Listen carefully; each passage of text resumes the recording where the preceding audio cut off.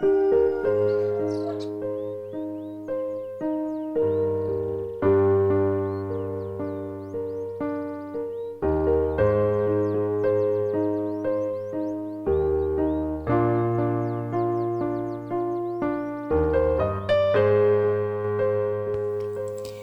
be like Jesus, conditions for good health must be observed.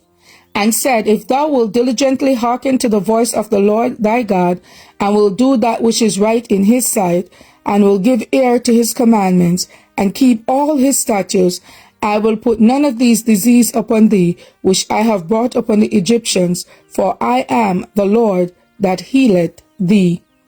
Exodus 15 and verse 26. Christ has been the guide and teacher of ancient Israel, and he taught them that health is the reward of obedience to the laws of God. The great physician who healed the sick in Palestine had spoken to his people from the pillar of cloud, telling them what they must do and what God would do for them. Exodus 15:26. Christ gave to Israel definite instruction in regard to their habits of life, and he assured them, the Lord will take away from thee all sicknesses. Deuteronomy 7 and verse 15.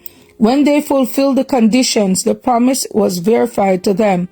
There were not one feeble person among their tribes. Psalms 105 and verse 37.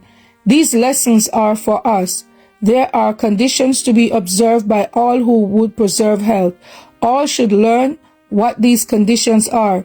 The Lord is not pleased with ignorance in regard to his laws, either natural or spiritual. We are to be workers together with God for the restoration of health to the body as well as to the soul. As we should teach others how to preserve and to recover health, for the sick we should use the remedies which God has provided in nature, and we should point them to him who alone can restore. It is our work to present the sick and suffering to Christ in the arms of our faith. We should teach them to believe in the great healer. We should lay hold on his promise and pray for the manifestation of his power. The very essence of the gospel is restoration, and the Savior would have us bid the sick, the hopeless, and the afflicted take hold upon his strength. The power of love was in all Christ's healing, and only by partaking of that love through faith can we be instrument for his work.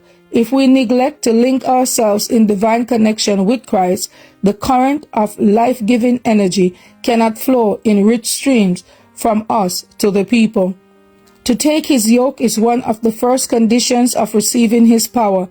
The very life of the church depends upon its faithfulness in fulfilling the Lord's commission. To neglect this work is surely to invite spiritual feebleness and decay. Where there is no active labor for others, love wanes and faith grows dim. To be like Jesus, October 11th. As for me and my house, we will serve the Lord. Thank you all for listening, and please join us once again tomorrow for your daily devotional reading. God bless.